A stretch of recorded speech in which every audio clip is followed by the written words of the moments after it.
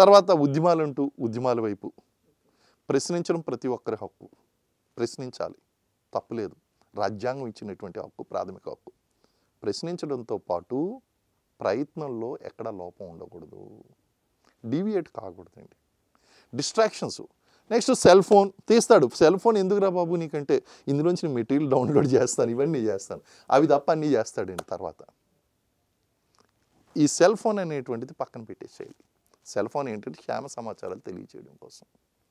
ఇలాంటి కొన్ని మిస్టేక్స్ ఉంటాయండి, బేసిక్ మిస్టేక్. నెక్స్ట్ బేసిక్స్ తెలియకుండా బరిలో దిగడం.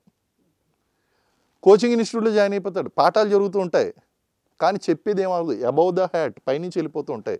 కారణం ఏంటంటే బేసిక్స్ చదువుకోకుండా కోచింగ్ ఇన్స్టిట్యూట్లో జాయిన్ అవుతారు. ఇవన్నీ కూడా చాలా డేంజరస్ మిస్టేక్స్ అండి. విజేతని దూరం అంటే అపజయానికి గురి చేసేటువంటి అంశాలు.